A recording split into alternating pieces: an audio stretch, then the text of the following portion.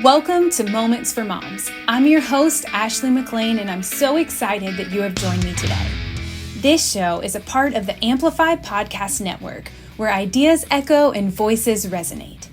So, if you're anything like me, moments are something that as moms, we don't get many of.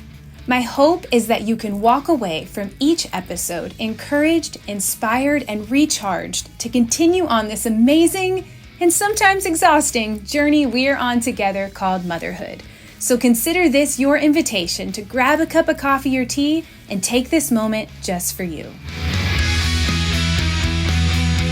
Welcome to Moments for Moms. Thank you again so much for joining me. I am not going to waste any of our time today because I'm so excited for you all to meet in person our guest, Dr. Brooks. Thank you so much for being here with me. What's up, Ashley? So proud of you. You're doing such great work. Thank you. Thank you for partnering with me in this. I love your mental health moments. They're so good. So I'm like a co-host. You're a co-host. You have a page on the website. Wow. Kind of official. Well, congratulations on the great show and all the moms that are getting encouraged. And, you know, I don't get momnesia. I never did, but I know you know what that's like. Yeah. You know, women suffer in a way that dads will never completely understand. And so on behalf of all the fathers in the world, thank you so much for all your sacrifice. Yay! Oh man, it's worth it. Yeah. It's worth it. But I also think, I think we were joking in the green room. I'm like, Charlie will come up in the middle of the night and I told you, he's like, where's my Pluto? And I'm dead sleeping. And right. But Bobby's just somehow somewhere peaceful in dreamland. But also, I know that he carries so much weight. Do you know what I mean? He's our spiritual leader of the family. He's our primary provider. So I try and take that into consideration. We're doing all this stuff. I'm up most of the night, but man, he's got a lot too. And so thank you to all of the dads. Yes. For mutual. Providing and protecting the absolutely. best we can. Yeah, absolutely. Okay, so today we're going to talk about Raise Them Strong, Parenting Resilient Kids. Yeah, it's very important. Resilience is basically emotionally strong. Yeah. So not emotionally weak or volatile or vulnerable, and the ability to bounce back after a letdown. Someone breaks my toys. Do I freak out or am I able to say, okay, I can rebuild it? You know, these are things that I would do with my little ones when they were little. Well, starting with the infant, I would blow on their face. And the little baby would go, you know how they do that? You know what I mean? They don't know what to do. And it's like, why would I torture him with my bad breath? It's because I wanted to disrupt stuff. I'd pinch his skin like this, and just try to get him to be disrupted. Because really, where we get in trouble, I don't care how old you are, whether you're a tiny tot or you're an older person, how do you deal when you don't get what you want? Yeah. Or how do you respond when you get what you don't want? It's two sides of the same coin. And all of life can be awesome or it could be awful based on your ability to adjust to harsh realities, disappointments, bummers. Yeah. And so to start passing the kid around, disrupting his day a little bit, keeping food and sleep and the circadian rhythm and the metabolism to, stick to a regular thing as sure as the noonday and the sunset, etc. There's still gaps in time when you could disrupt the change a little bit and then help them minimize the importance of that particular offense. Because what they'll do is they'll look at your face to see how hurt they are, right? Oh, me. Or I do know. Well, the teenagers are no different. When the teen comes to mom and says, I've been bullied. Yeah. And the mom says, what did he do to my baby? Or whatever. That kid's going to freak out. Yeah. So really, I think when it comes to emotional resilience or raising them strong, it's modeling, adjusting well to disappointments, and instructing a child to adjust well to disappointment. Yeah, that's so good. And I think that as the mom, I have had to quickly learn that because Charlie is all boy, 100%. Everybody's like, he is so fast and he runs in these green boots and they're a little big and we have a gravel driveway. So you just, of course. Yeah. So he's falling, he's skinning his legs and he's down there and he's looking exactly like you're saying. My husband's like, you're fine, get up. And at first I'm like, he's cut and bleeding. And I'm freaking out, which is triggering him to freak out because he's looking to me first. Because he's little still, so he's primarily with me.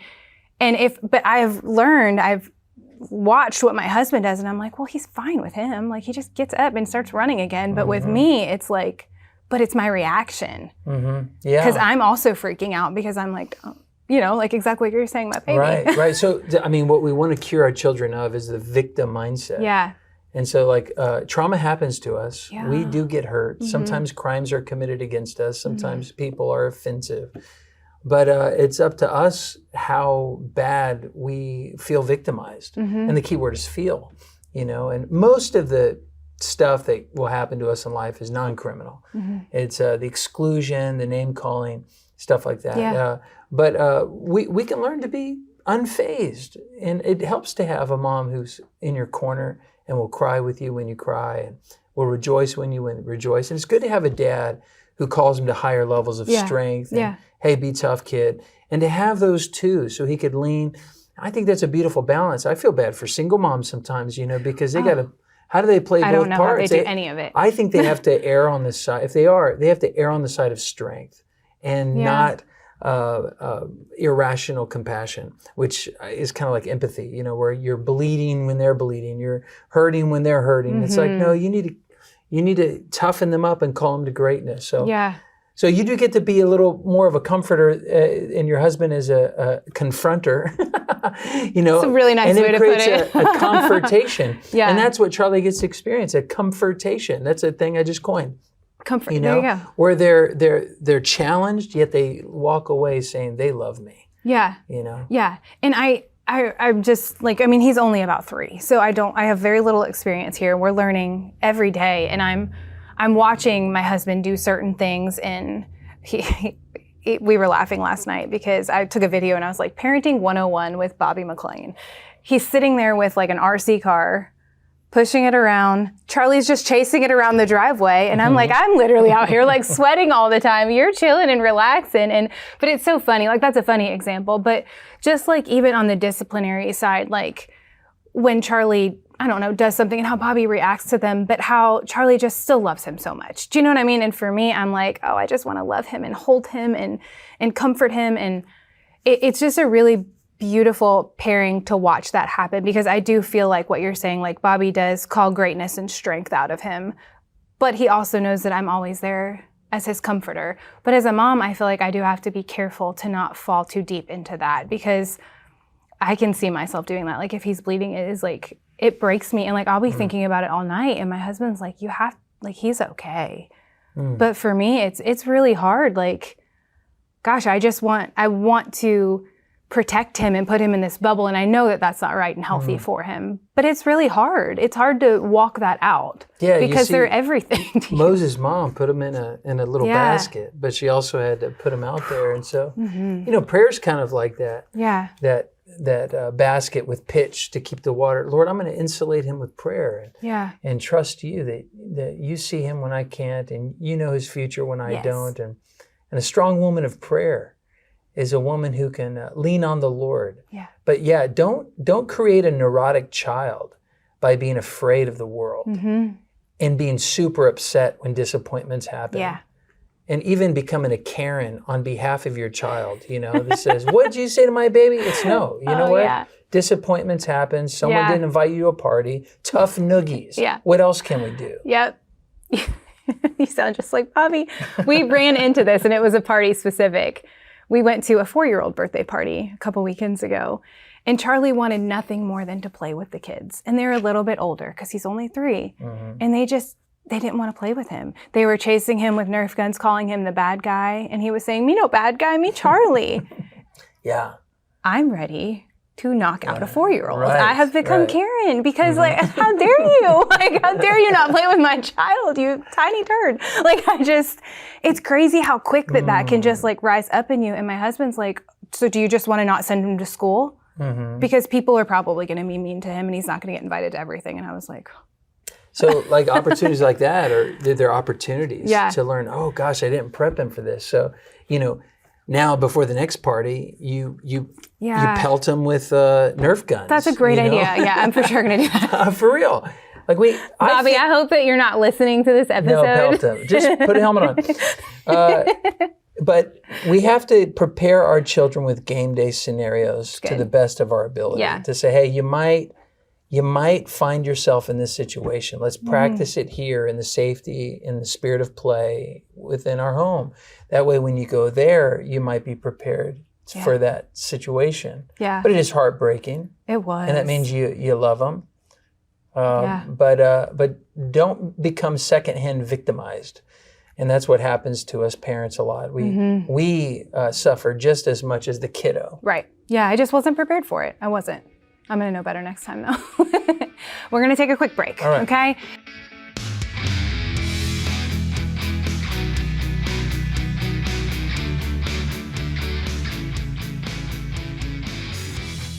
Welcome back. Thank you for sticking with us here. I am here with Dr. Brooks Gibbs. You recognize him from his mental health moments, but he is here live and in person. Welcome. Thank you for being here. And it's a great topic of resilience, raising strong kids. I was very emotionally weak as a child. Okay. You know, my dad left when I was 3. My sister was 5. My very first memory was actually my mom and dad fighting, and he had slipped and fell in the bathroom, hit his head, and he had blood coming down it. I asked just my mom a couple weeks ago what age I was, and she says, I think you were like 2.5. Wow. And I had that memory. I was actually in a playpen, I remember. And then my very next memory is my dad packing his Cadillac car and driving out of our lives. And, you know, God is faithful. All things work out, you know, for the good. And my dad was the best man in my wedding, and I'm very good friends with him. I helped lead him to the Lord, and we have a great relationship now. But I had some really powerful vulnerabilities. Yeah. And as I work with kids, I try to say, how can we target the areas of vulnerabilities so that they don't needlessly suffer? One of my favorite words to put before suffer is needless, because some suffering is inevitable. Sure. The sufferings of this present time are not worthy to be compared to the glory that will be revealed in us, as Scripture says, or in this life you will have trouble. But the needless suffering is this suffering that we do to ourselves. We victimize ourselves. And there's 2 related to self, there's 2 related to others, and there's 2 related to life. And this is from Dr. Albert Ellis years ago. He discovered 70 years of therapy that when people feel inadequate, I'm not enough, insecure, it's because they are upset with their lack of performance. Yeah. They say, I must perform perfectly well. Yeah. And then the second thing that they deal with is not getting approval from important people. And those 2 things are so powerful, they drive the neurotic tendencies of an individual. So perfectionism and approval addiction are what a parent needs to spot early on. Yeah. And so, for example, when my little Jay was growing up and I realized he had a little OCD streak, he liked things just so. He was very clean, very orderly, and he didn't like things messed up. And I realized I have to rage against that, you know, delicately in sort of in modern kind of, I forget what the word is, but in incremental stages, there's the term. So I would tuck him in bed at night when he was 4 or 5, and I would say, hey, I'm going to pull your bed away from the wall a little bit because it's not going to touch like the other side. And I'm going to take your little Legos, I'm going to break them, and I'm going to put them right here on the edge where they might fall off. And they better stay that way when I wake you up in the morning. All right? Dad, you have to do that, please? I said, I have to do it. It's called exposure prevention response therapy. So we have to say yes to the mess. You know, that's one thing. The other thing is approval. You know, my 9-year-old learned that if someone rejects me and I have a good attitude, Dad's going to get me $1. And if someone rejects me and I have a good attitude and I can turn that enemy into a friend, Dad's going to give me $5. So whenever you're rejected or excluded or avoided or someone's mean to you, or whenever, if they have a orderliness trait, whenever they can be good enough and not strive for perfection, I reward resilience. And it's been very helpful with kids, Why do you look so guilty? What's your deal? It's me. And it's Charlie. Like, I mean, I'm like, I could not, I can't sleep unless I like throw pillows on the couch or like exactly. Yeah. Yeah. Well, it can be hereditary. It can be a learned behavior. Yeah. But he's very orderly with his toys. We clean up the playroom every night. Right. On one hand, that's a virtue, but when does it become a vice? I don't know. When you don't get what you want and you freak out. So that's why you have to test it. You gotta make it disorderly, and say, look, I'm very proud of you. I developed a thing called grit coin. And grit coin's like Bitcoin. The older kids really like it. So it's a non-fungible token. You can trade in the points for something practical, so they can earn 1 grit coin. And it's basically any time that you have a disappointment, something you don't like, related to perfectionism or approval, and you have a good attitude with it. The other thing is fairness and frustration. Those are the 2 things towards other people. Right. You must be fair and you must not block my goals or you deserve punishment. And this is where our retaliatory nature really rears its ugly head when we believe something is unfair. And so I try to set up my children for success when I'd say, look, you're not God. And other people have rules that they play by and you have rules that you play by. So if something seems unfair, fair is like the F word in my family. My kids are not allowed to say that, because life is not fair. If there is anything fair in life, it's the fact that it's unfair for everyone. So I really rage against, and when I say rage, I mean, it is the enemy that could destroy my child's happiness, right? It's the enemy. My child's not the enemy. Right. It's the neurotic thinking that there must be a fair, issue. That's not good. And then frustration, blocked goals. When they were going in one direction and someone didn't help, but they actually hurt, and they have to find another way to move around that person. The final 2 is comfort seeking. Life must be comfortable and turn out how I envision, which is idealism. Yeah. If you can focus on those 6, and by the way, the last 2 being comfort and idealism, life's not comfortable, so you need to give your kid chores. Right. I know and you cannot get rewarded and relax until you do this certain amount of chores. I want you to learn to appreciate accomplishment through hard times. And then idealism, the day didn't turn out the way we planned. I can't control the weather. Right. I didn't know your friend would get sick and cancel the hangout time, the play date. But hey, what else can we do? Yeah, that's good. And adjust to those things. Yeah, that's incredible. I love those. I'm going to make sure to put a list on the website so people can kind of go back and look through that.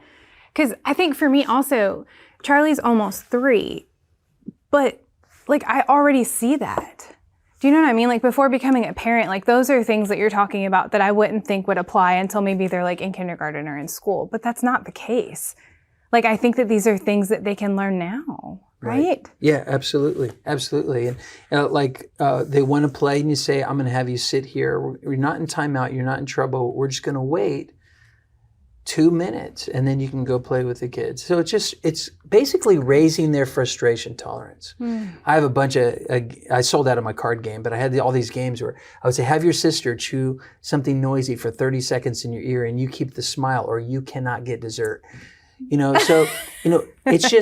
It's trying to expand their frustration tolerance and lower the importance of offenses. When you do those 2 things, you raise their frustration tolerance, or I can endure it, and you lower their expectations of how life must be, you create what I would call resilience margin, the ability to be flexible. That's so good. Now, what's really cool is when you study the Matthew version of Satan tempting Jesus in the wilderness, it's all 6 of those things. Wow. So what Dr. Albert Ellis discovered as a secular psychologist, Satan knew that our nature is to want things to be perfect and to perform perfectly well and get approval. I'll just mention the first 2. If you are the Son of God, if you are who you say you are, turn this stone into bread. And what he was baiting was approval. If you really want me to believe that you are who you are, say you are, then prove it, perform for me, do this thing.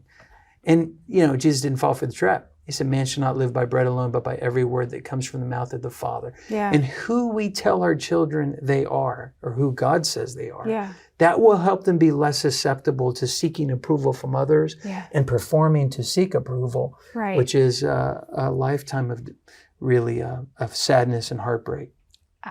Yes. And I can just so relate to that on a personal level because growing, this is just mind-boggling for me, just so you know. It's making me want to go home and write all this down and do this right now because my childhood, I was the dancer and the singer and the cheerleader and always on the stage, always on light. So I thought I have to always do that or I'm not good enough. Inadequacy.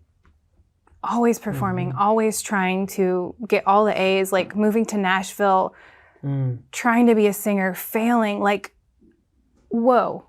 But if I could have had that, do you know what I mean? Like how different it could have been for me, how much hurt and bitterness and just all of those feelings that I've carried for so many years until I really understood, listen, like God didn't create me to be a country music singer. Not that that's bad. I wanted that for a long time, but that's not who he called me to be. Right. That's that idealism. Man. Life must turn out how I envision. Yeah. And when you combine life must turn out how I envision with I must perform perfectly well and receive approval, you've got a self issue and a life issue, and that's suicidal ideation. Yeah. That's when it comes in, when you realize, gosh, it's better if I'm dead because I can't seem to do exactly what I want to do, and life is so unbearable. I'm inadequate and life is unbearable. And the other one is you deserve punishment. That's self and others. That's homicidal ideation or real vindictiveness towards other people. So it's human nature. And the coolest thing that Satan, I mean, he's old. So when it came time to tempt Jesus in the wilderness, he had thousands of years to think about what he would say. So you really got to go back to that passage and say, golly, are these the roots to all temptations? Because Jesus was tempted in all ways, but we don't see him tempted in all ways. Could this be the roots to all temptations? I would say it is. That's so good. I'm so excited that you're sharing this with our audience because I know we have a lot of young moms. And I know I've had this conversation with a lot of moms too, like that have kind of dealt with the same thing. And a lot of us just don't know. I don't know. I didn't know better. You know what I mean? Like I didn't know that these were so important. And I'm grateful. I'm so grateful for you for sharing this. You have so much wisdom. I appreciate you so much. Thank you for being a co-host. I'm basically, I'm the head co-host now, I think. For this episode. Is that okay? Yes. Okay, thank you. Yes, for any episode, anytime you're here, please come be the co-host. Thank you so much for being meekness. Here. Hey. All right. I'm here for it because we love having you here. Thank you. Thank you. Thank you so much.